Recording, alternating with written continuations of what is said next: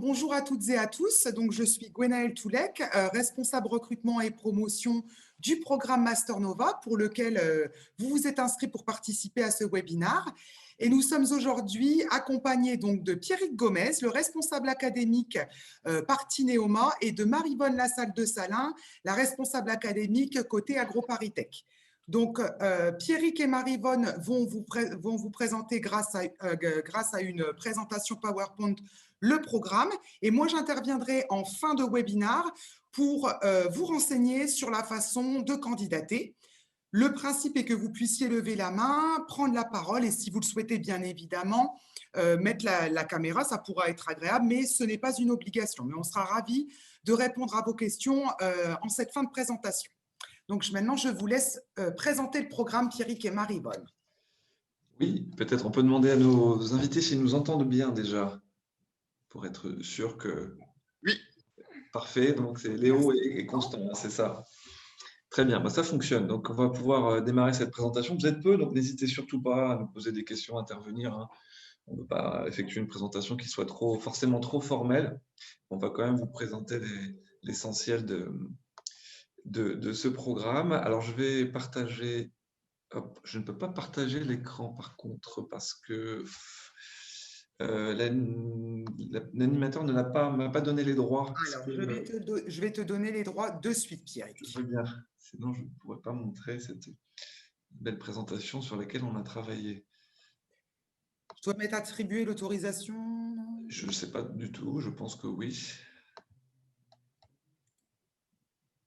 Ah, ça y est, c'est bon, je crois que ça fonctionne. Alors, c'est saisi des sous-titres, mais c'est pas de partage d'écran. Alors, attribué, parce que je te nomme animateur. Que j'arrive toujours pas à faire. Je fais le nécessaire. Être nommé animateur, je pense qu'en tant qu'animateur, tu vas pouvoir… Ah, voilà, c'est bon, ça y est. C'est parfait.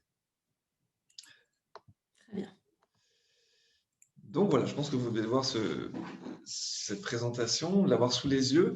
Donc on va vous parler un petit peu d'abord de nos deux écoles. Donc moi, je vous présenterai Neoma Business School, parce que je suis professeur à Neoma Business School, donc je chapeaute le master pour Neoma, et Maryvonne de la salle vous présentera AgroParisTech, donc sont les deux écoles partenaires unies autour de ce master. Donc nous sommes maintenant partenaires depuis 25 ans. Donc le Master Nova est un master qui a une certaine longévité sur le marché des masters, et c'était à l'époque, et c'est presque toujours à l'époque, une des rares formations dans le cadre desquelles donc une école d'ingénieurs et une école de management s'associent pour partager et transmettre des compétences et une expertise double à des étudiants. Donc, Neoma est une école de management que vous connaissez peut-être, donc qui est depuis très nombreuses années classée parmi les meilleures écoles de management en France, avec 150 ans d'expérience. Pour AgroParisTech, Maryvonne, je pense que c'est une école qui est un petit peu plus ancienne, de 200 ans d'expérience. Concernant notre école, donc on est largement reconnu dans le domaine du management, avec en particulier un corps important de professeurs permanents, donc qui vont intervenir dans le programme Master Nova. 170 professeurs qui proviennent de tout horizon, 60% d'entre eux sont des enseignants internationaux, et on fait bien sûr, en tant qu'école de management, appel très souvent à des intervenants professionnels qui vont venir donc partager leur expérience de l'entreprise auprès de nos étudiants. Et nous sommes une des rares écoles dans le monde à être triplement accréditée, donc, puisque des organismes d'accréditation viennent attester justement du sérieux et de la qualité des enseignements dans ces écoles. Notamment, nous bénéficions des accréditations EQUIS, ACSB et en bas également. Voilà, Maryvonne, je te laisse parler d'AgroParisTech. Donc, côté AgroParisTech, donc une école qui est elle aussi très bien classée dans les classements français, européens et internationaux, même s'ils n'ont pas été repris là. Dans le dernier classement qui est sorti la semaine dernière, AgroParisTech est la troisième école sur les volets agriculture-forêt. Donc c'est une école qui est très ancrée dans le concret, puisqu'elle a une ferme expérimentale dans les Yvelines. Elle a 2 forêts expérimentales, des halles technologiques, un musée avec des collections très, très intéressantes.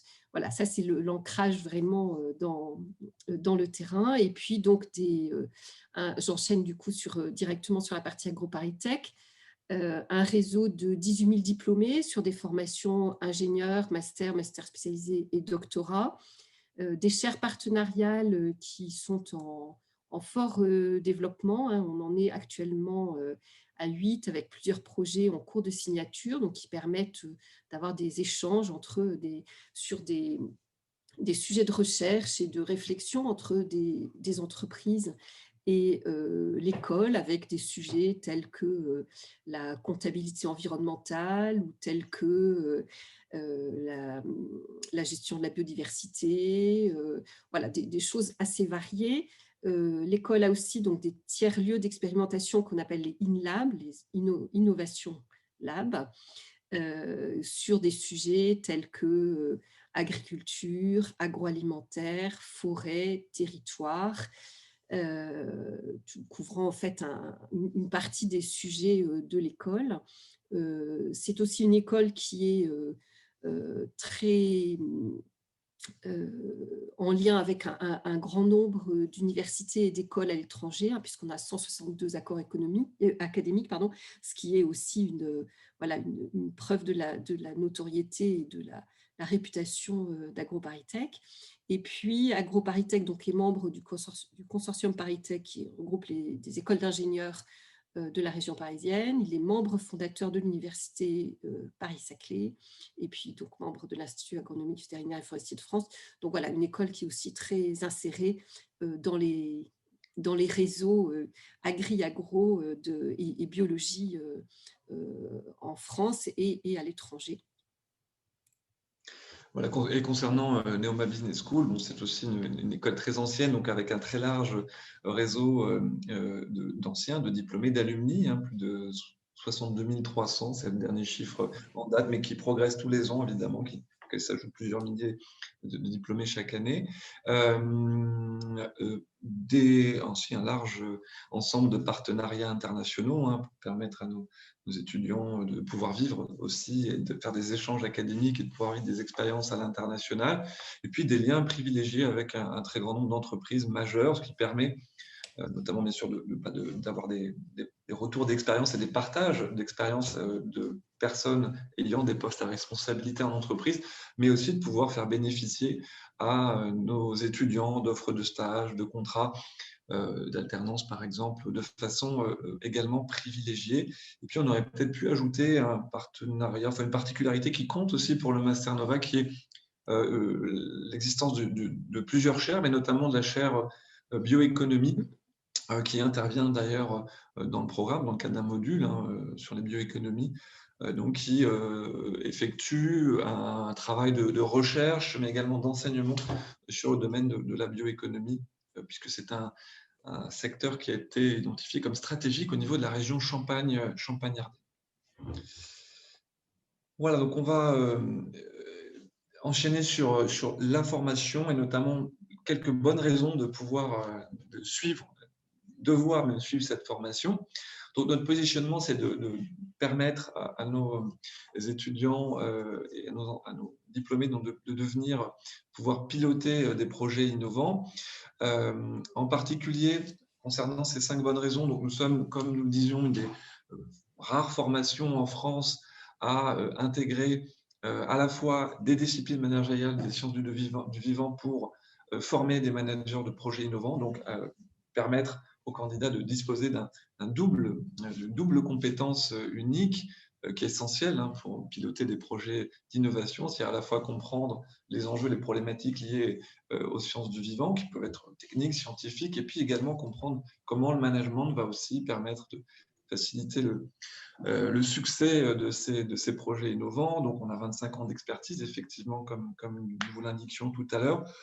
Notre programme est classé numéro 2 en France, il l'est toujours, puisqu'en fait, c'est un classement qui datait de 2020, mais le classement de 2021 qui vient de sortir il y a quelques jours nous positionne également numéro 2 dans ce classement EDU Universal, qui est un des classements de référence dans le secteur du domaine des masters. Et puis, donc, ça permet effectivement, bien sûr, d'offrir un double diplôme, un codiplôme, en tout cas, ce n'est pas un double diplôme, mais un codiplôme, parce que le diplôme est signé par les 2 écoles, Neoma et d'AgroParisTech, et donc de pouvoir bénéficier, bien sûr, de la puissance du réseau de ces 2 écoles. Et depuis l'année dernière, nous sommes une formation qui est organisée en alternance afin de favoriser l'insertion professionnelle. Donc l'alternance, c'est une expérience unique qui va permettre à nos étudiants donc, de pouvoir enrichir leur expérience de façon assez conséquente pour faciliter ensuite l'insertion professionnelle, que ce soit au sein de la même entreprise ou au sein d'une entreprise qui puisse être différente. Concernant les compétences que sur lesquelles que nous visons à travers cette formation, donc, il y a un ensemble de compétences qui vont être liées au management, particulièrement, appliquées bien sûr aux problématiques d'innovation dans les sciences du vivant, que ce soit le management stratégique, bien sûr, qui est abordé, hein, de l'innovation plus particulièrement, le marketing de l'innovation, l'analyse financière, le droit de la propriété intellectuelle, le business développement sont des compétences en management que nous cherchons à développer, qui sont nécessaires pour pouvoir à la fois conduire des projets innovants, mais aussi qui peuvent permettre à nos anciens de pouvoir occuper des postes étendus, en fait, hein, dans le cadre du processus d'innovation. Hein. On a par exemple des anciens qui sont, Yvonne en parlera, qui sont responsables commerciaux, d'autres qui sont plutôt marketing, et puis bien sûr un grand nombre d'entre eux qui sont en innovation produit. Nous développons aussi un ensemble de compétences autour des enjeux et modes de fonctionnement des entreprises du secteur du vivant, donc avec un ensemble d'enseignements de spécialisation qui vont aborder des enjeux d'innovation plus spécifiquement dans certains secteurs, certains domaines. On en parlera un petit peu après, comme celui de la pharmacie, de l'agroalimentaire, bien entendu, ou de l'agriculture. Et puis, à travers à la fois la composante des promotions, puisqu'on a un grand nombre d'étudiants qui proviennent de différents domaines, beaucoup d'écoles d'ingénieurs, de formation scientifique, mais aussi d'écoles de commerce. Et à travers les projets qui vont être conduits, une pratique du dialogue technique, marketing, commercial et stratégie. Donc, d'être en capacité de pouvoir effectuer des interactions et des ponts en fait, entre la technique, la science et également l'ensemble du management. Et puis, bien entendu, nous formons à la gestion de projets innovants, que ce soit à travers des enseignements spécifiques, mais aussi à travers un certain nombre de projets que les étudiants vont devoir conduire, mettre en place, notamment le projet Innov, dont Marie-Yvonne parlera tout à l'heure, sur cette capacité justement à pouvoir gérer de A à Z des projets d'innovation produit. Concernant les enseignements, je ne vais pas rentrer forcément dans le détail, mais pour parler un peu des différents groupes de modules qui sont proposés. Donc, il y a 400 heures de cours au total tout au long de cette formation, donc organisée en alternance hein, pour permettre un aller-retour entre l'entreprise et l'école. Donc, un groupement de cours concerne les fondamentaux du management de l'innovation, comme j'en parlais tout à l'heure, avec des cours de stratégie d'innovation, de marketing d'innovation, du droit et de financement de l'innovation, qui sont des enjeux clés, puis de business développement. Il ne s'agit pas juste d'innover, mais aussi d'être en capacité de pouvoir déployer et de commercialiser en fait hein, ces nouveaux produits ou services par ailleurs. Un ensemble de modules autour de l'innovation et de la valorisation des résultats de la recherche en sciences du vivant, avec un certain nombre d'enseignements, vous pouvez voir aussi, qui sont consacrés justement à ces enjeux, tels que les méthodes de créativité et de l'innovation, d'économie de l'innovation, de questions autour de la propriété intellectuelle et des brevets, qui est particulièrement importante hein, pour protéger les innovations, et puis d'innovation dans un certain nombre de secteurs, et plus particulièrement en nutrition santé, où là, on va vraiment appliquer les recherches en nutrition et santé à du développement produit. Également, un ensemble de cours autour de la thématique de l'innovation et de la gestion de projets innovants dans les agroactivités et les bioactivités, que ce soit dans le domaine de l'agriculture, de l'agroalimentaire, de la pharmacie ou de la bioéconomie, avec des enjeux pour la chimie verte notamment en particulier. Et puis, un ensemble de modules autour du pilotage de projets innovants, avec en particulier une formation à la gestion de projet, plus particulièrement, mais aussi à la mise sur le marché de ces nouveaux produits, plus particulièrement. Donc, voilà pour le cursus. Et puis, je vais laisser donc Marie-Vonne Nassal poursuivre sur Oui, cette donc partie. un temps fort de Master Nova, c'est ce qu'on appelle le Proginov. Donc l'idée, c'est un projet de groupe qui va s'étendre sur la majeure partie de l'année, donc un espèce de fil rouge en fait de la formation. Donc avec une pédagogie d'apprentissage par projet, hein, j'apprends en faisant, dans laquelle donc, on va demander aux étudiants de rechercher des solutions euh, aux problèmes posés par la réalisation du projet qu'ils auront construit, dont le sujet peut être, ça dépend un petit peu des années et de notre humeur du moment. Les thèmes peuvent être apportés par les enseignants, apportés parfois par des partenaires, apportés par les étudiants. Là-dessus, ça peut dépendre un petit peu des années. Mais l'idée, c'est que au travers de ce Proginov, le groupe d'étudiants travaille à 360 en fait sur le projet, c'est-à-dire établissent un concept, évaluent le marché, envisagent la phase d'industrialisation ou la phase de formulation du produit. Donc évidemment, les étudiants ne vont pas, ils peuvent s'amuser à faire quelques tests produits, mais évidemment, on ne va pas attendre qu'il y ait un véritable travail de recherche sur le produit, mais l'objectif sur cette partie-là, c'est qu'ils prennent conscience des enjeux d'industrialisation et puis après de la mise sur le marché dans un contexte qui est aussi celui des objectifs de développement durable, donc avec une réflexion aussi sur ce volet-là du projet. Donc, l'intérêt d'un projet tel que celui-là, c'est vraiment de toucher du doigt la complexité, hein, l'interrelation entre les différentes phases d'établissement et de mise en œuvre du projet, et aussi d'expérimenter la transdisciplinarité, c'est-à-dire que dans un projet tel que celui-là, on va devoir à la fois réfléchir aux problèmes de distribution, par exemple, aux problèmes d'industrialisation, au concept qu'on va construire. Et il y a des interrelations entre ces différents volets. Et donc, on va expérimenter ça. Et ce qu'on expérimente aussi dans le Proginov, c'est la mixité des équipes. Dans la promotion, il y a généralement une majorité d'étudiants venant du monde des sciences, plutôt des sciences du vivant, donc de formation ingénieur ou de formation M2. Et puis une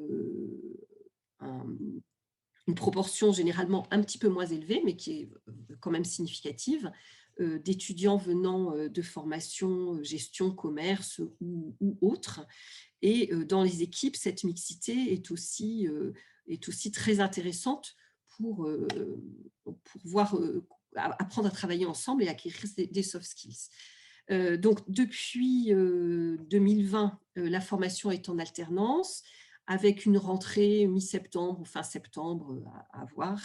Et puis ensuite, une alternance de une semaine en cours et 3 semaines en entreprise, ce qui permet d'avoir des alternances en province, ce qui, quand on veut travailler, par exemple, dans l'agroalimentaire, est quelque chose d'utile. Donc, les statuts qui sont actuellement accessibles sont ceux du stage alterné, donc c'est-à-dire une convention de stage avec le rythme de 3 semaines par mois de présence en entreprise, ou le statut du contrat de professionnalisation, avec, ici, on vous indique selon les branches, puisqu'en fait, nous sommes toujours en attente de l'enregistrement de la formation au RNCP, au Répertoire national des certifications professionnelles, et que voilà, ça fait déjà de nombreux mois que nous attendons cet enregistrement, mais ça ne nous empêche pas de faire des contrats de professionnalisation dans un certain nombre de branches, dont celles qui concernent le plus directement Master Nova, qui sont l'agroalimentaire, la chimie et la pharmacie. Peut-être la slide suivante.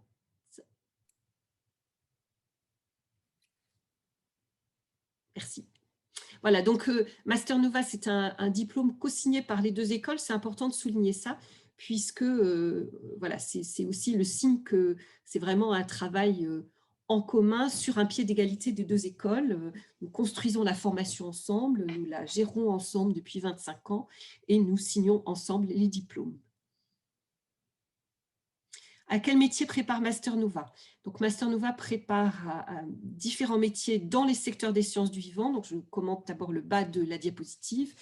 Donc, les secteurs de l'agroalimentaire, de la santé, des biotechnologies, cosmétiques, chimie du végétal, ou en lien direct avec ces secteurs, c'est-à-dire, par exemple, des organismes, des entreprises de conseil en financement de l'innovation dans les secteurs des sciences du vivant, des fonds d'investissement dans les secteurs précités, des organismes, les filiales de valorisation des résultats de la recherche, d'organismes de recherche dans ces secteurs-là. Donc, tout ce qui a un lien, en fait, avec les secteurs des sciences du vivant, pour les métiers qui couvrent en fait toute la chaîne de l'innovation, donc du chef d'orchestre qui est le chef de projet innovation, au développeur d'affaires qui lui est vraiment côté marché, avec un intérêt particulier du secteur du B2B pour les formations avec une double compétence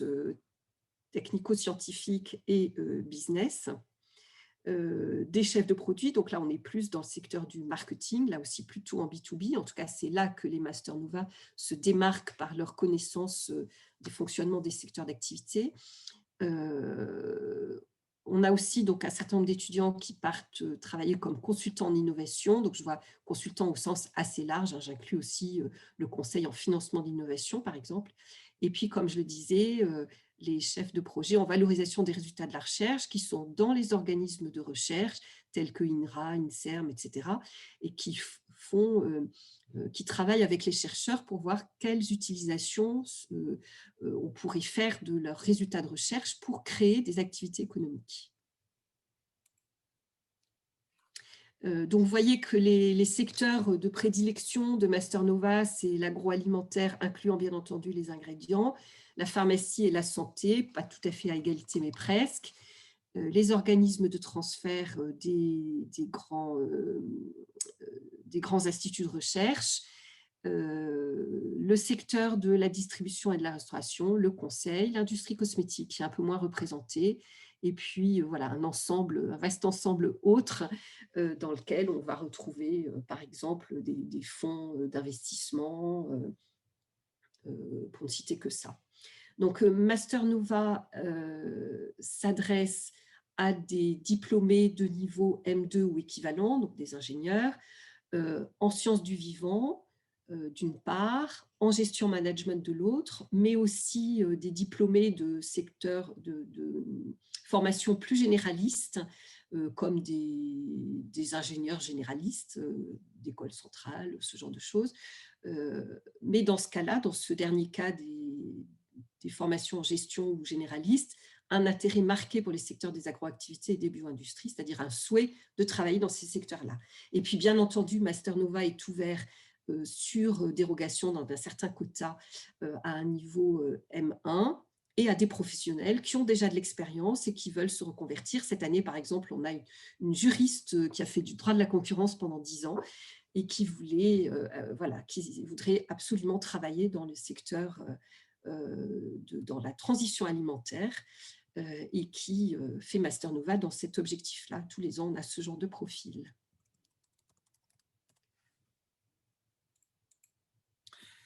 Donc, je vais prendre la parole sur comment candidater au programme Master Nova. Donc, pour candidater à ce programme, le recrutement se fait en 2 étapes. Sur dossier de candidature, pardonnez-moi, que vous pouvez retrouver sur le site de Neoma en cliquant sur la page du Master Nova et en cliquant sur postuler. Donc, c'est une application qui s'appelle Apply. Vous remplissez un dossier de candidature. Dans ce dossier, on va vous demander de joindre un CV actualisé en français, de répondre à des questions écrites que vous retrouverez dans ce dossier de candidature, de joindre les relevés de notes des 2 dernières années académiques et de joindre surtout 2 lettres de recommandation, mais avec un template particulier qui provient d'AgroParisTech. Et pour ce faire, une fois que vous serez arrivé à cette étape, mon nom apparaîtra et je vous enverrai aisément ce template à transmettre à 2 référents. Donc, ça peut être 2 référents professionnels ou un référent professionnel et un référent académique. Une fois que j'aurai étudié votre dossier, si j'estime que votre dossier est recevable, alors vous passerez un entretien de motivation pour expliquer au mieux votre projet professionnel et l'appétence que vous avez pour les sciences du vivant avec Pierrick Gomez ici présent et Maryvonne Lassalle de Salins. C'est un entretien qui dure 30 minutes, qui permet d'évaluer vos motivations et votre projet professionnel.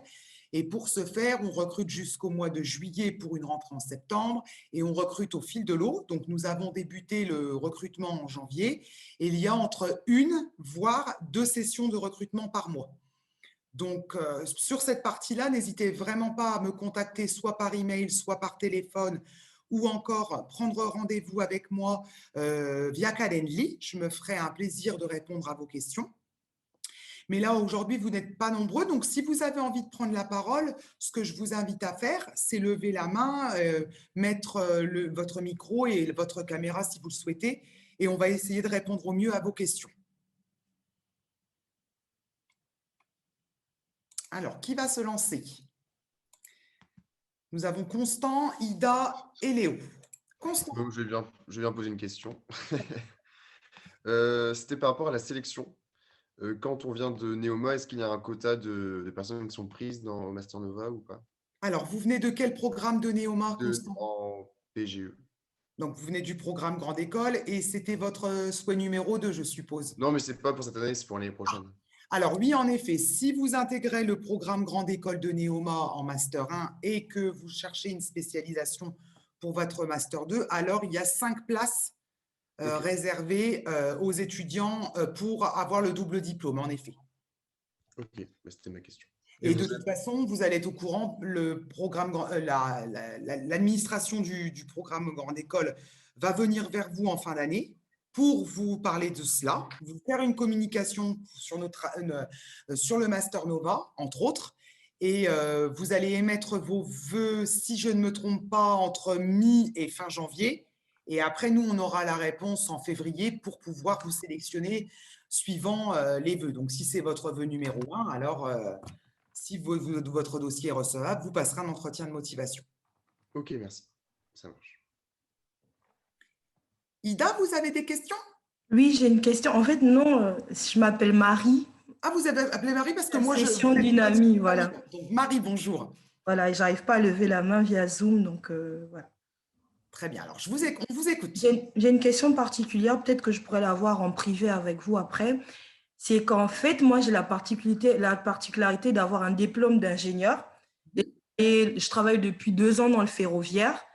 Et en fait, je ne sais pas dans quelle case me mettre entre professionnel ou pas, parce que je vois que quand on est professionnel, il faut avoir 3 ans d'expérience. Vous êtes en cours de diplomation de votre école d'ingénieur?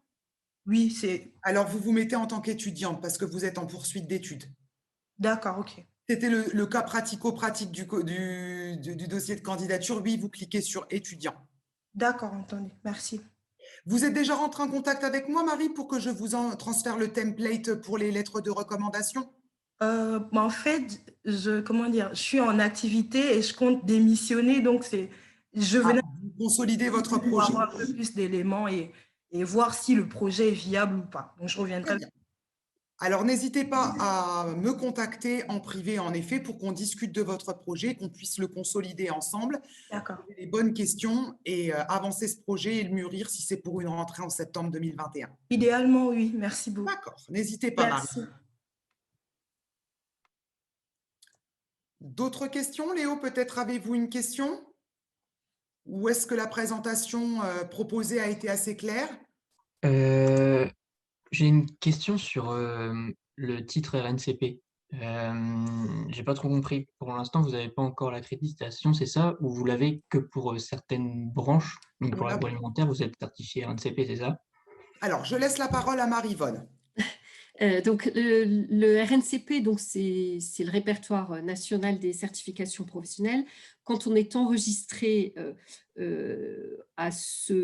ce répertoire, en fait, tout ça vient d'une réforme assez récente qui date d'il y a 2 ans, dans laquelle il a été décidé que le financement de l'alternance serait conditionné pour partie à l'enregistrement au RNCP. Donc, nous avons déposé notre dossier il y a déjà longtemps. Il n'est toujours pas passé en commission et nous espérons que ça se fera très, très vite. Tant qu'on ne l'a pas, on ne peut pas avoir de financement pour les contrats d'apprentissage. D'accord ? Et pour ce qui est des contrats de professionnalisation, il y a comment dirais-je, cela dépend des branches d'activité. Donc, il y a des branches d'activité qui disent « je ne finance en contrat de professionnalisation que les formations qui sont au RNCP ». Et il y en a d'autres qui disent « je finance des contrats de professionnalisation pour des formations correspondant au métier de ma branche ». D'accord ? Donc, nous, on a examiné branche par branche et on sait que dans la branche agroalimentaire, il n'y a pas de problème, on peut signer des contrats de professionnalisation. Dans la pharmacie, pareil. Dans la chimie, pareil. Par contre, dans la métallurgie, mais à vrai dire, on s'en moque un peu puisque ce n'est pas nos sujets, on ne peut pas. Donc, et cette année 2020-2021, où les étudiants étaient déjà en alternance et dans cette situation-là, d'attente de l'enregistrement à RNCP, on a pu signer des contrats de professionnalisation dans ces secteurs. Donc, c'est bien, on l'a mis en œuvre. Donc, on sait que ça fonctionne pour agroalimentaire, chimie, pharmacie, entre autres, plus un certain nombre de petits sous-secteurs. Bon, là, je cite les plus grands. Voilà. Ce qu'on espère, évidemment, c'est avoir l'enregistrement là, très vite, pour que la situation soit plus simple, que ça soit toute branche et que ce soit aussi accessible en statut d'apprentissage. Mais on peut déjà faire des contrats de professionnalisation dans nos principaux secteurs.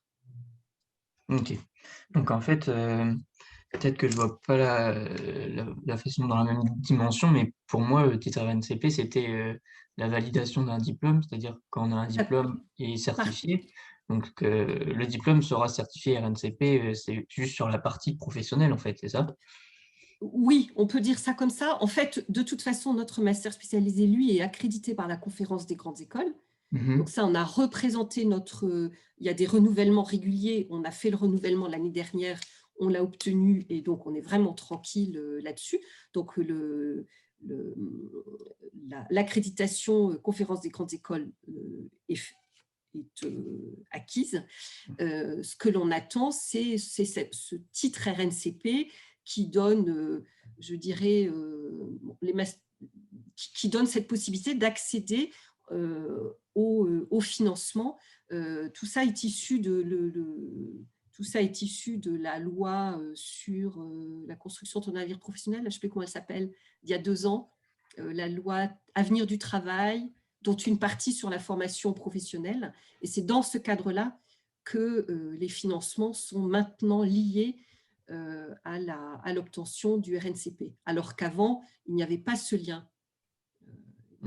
Il n'était pas obligatoire d'être enregistré au RNCP pour avoir les financements. Maintenant, c'est le cas.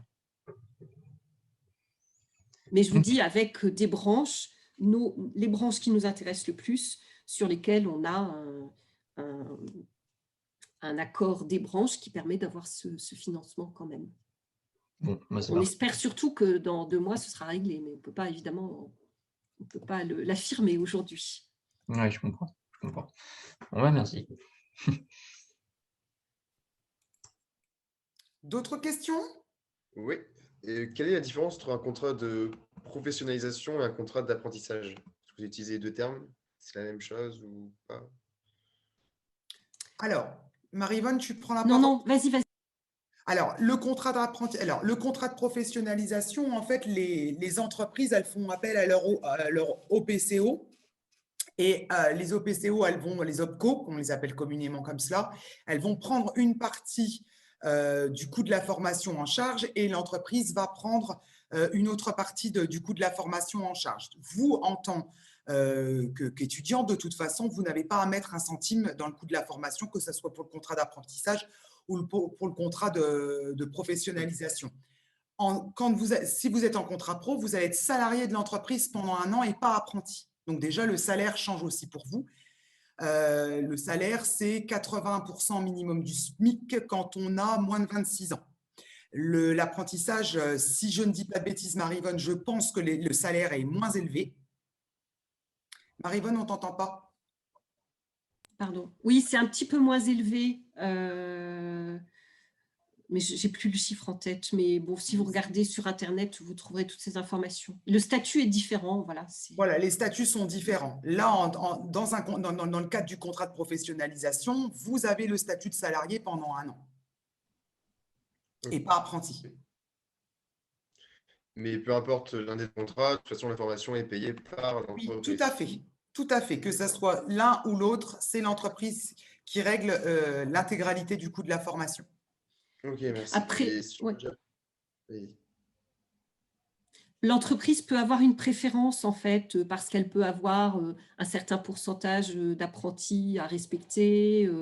Enfin, voilà. Donc, après, l'entreprise elle-même a une idée de ce qu'elle souhaite. Elle peut préférer l'un ou l'autre des contrats. Voilà, le statut est différent, mais c'est vrai que c'est pas. Enfin, je ne considère pas que ça soit un critère très. Pour vous, c'est intéressant de savoir que les deux sont possibles, parce que dans les discussions avec les entreprises, c'est intéressant à dire. Ça change un peu les choses pour vous, mais ça n'est pas. Je crois qu'il faut juste, pour en ajouter, il faut juste vérifier au moment de la recherche de contrat quel type de contrat préfère l'entreprise. Parce qu'effectivement, dans certains cas de figure, moi, il m'est arrivé plusieurs fois des étudiants qui n'ont pas pu signer. C'était un contrat de professionnalisation qu'il fallait signer dans l'occurrence, mais l'entreprise ne proposait que des contrats d'apprentissage. Donc, c'est juste à vérifier, effectivement, mais globalement, il n'y a pas. Voilà, à éclaircir tout de suite avant de commencer le processus de recrutement. Parce que c'est vrai que ça évite d'être déçu, parce que souvent, vous avancez à passer 1 entretien, 2 entretiens, et au moment de parler des modalités du contrat, le service RH de l'entreprise vous dit « bah non, malheureusement, on ne peut pas vous prendre parce qu'on ne fait pas de contrat de professionnalisation ou de contrat d'apprentissage ». Donc, il faut vraiment éclaircir ce point avant de rentrer dans le processus de recrutement. Mais chaque année, nous, on ne fait que des contrats de professionnalisation pour tous les MS de Neoma Business School, et on n'a pas eu de mal à positionner nos étudiants en contrat de professionnalisation en tous les cas. D'accord. Peu importe l'entreprise, c'est toujours accepté. Alors, pas toutes les entreprises, comme Pierrick a pu le souligner, mais majoritairement, oui, on n'a pas de souci là-dessus. C'est juste le point à éclaircir dès le départ. Ok. Et si jamais, de toute façon, le contrat de professionnalisation n'est pas accepté, on peut faire un contrat d'apprentissage, il n'y a pas grand-chose qui change. Alors, pour le moment, on ne peut pas encore. Pour le Master Nova. Ok, d'accord. Donc, pour le moment, c'est… Mais bon, pour le moment, vous n'êtes pas encore pour la rentrée 2021. Peut-être qu'avec les années, ça va évoluer. Oui, d'accord, merci.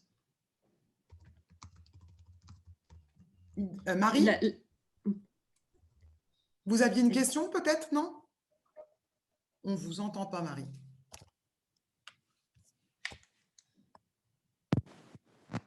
Non, bon. Vous m'entendez? Oui, ça y est, on vous entend. Oui, excusez-moi. En fait, je prenais dans la continuité de Constant.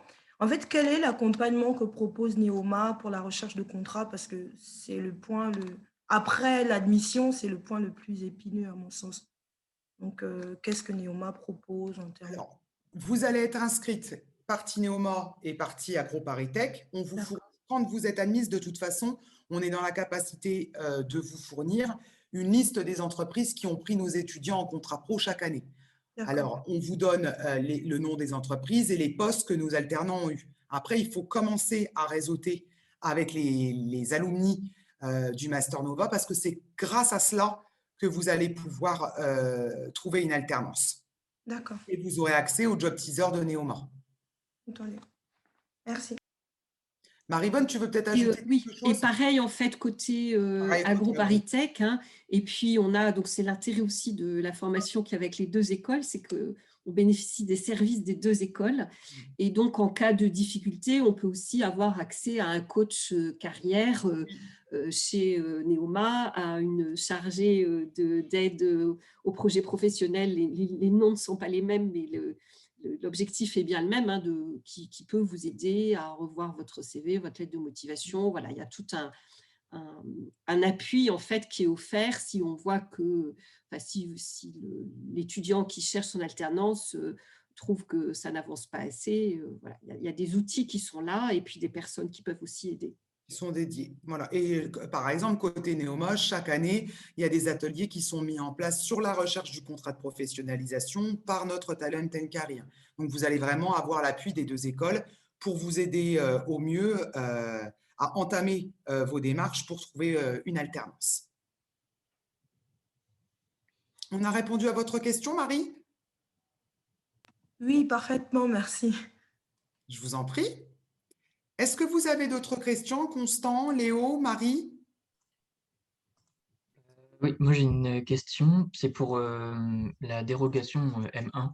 Oui, Est-ce que vous avez des pourcentages ou... 30% de dérogation. En fait, la conférence des grandes écoles nous accorde 30% de dérogation pour les étudiants qui ont un bac+4 ou en cours de diplomation d'un bac+4 avec moins de 3 ans d'expérience professionnelle. Donc, plutôt, si vous êtes dans ce cas de figure et que vous souhaitez, vous avez un bac+4 actuellement? Oui. Donc, il ne faut pas tarder à candidater car une fois que le quota est atteint, on ne peut pas aller au-delà. C'est très réglementé. Et après, nous serons dans la capacité d'accueillir des bac+5 ou alors des bac+4 avec plus de 3 ans d'expérience professionnelle.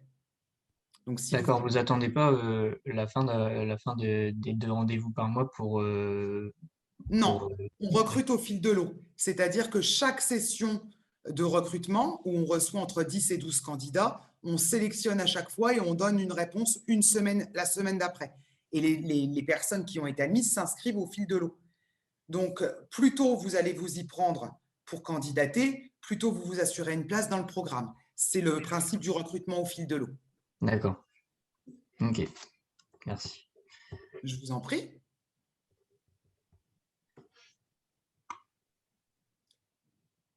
Est-ce qu'on a répondu à vos questions? Bon.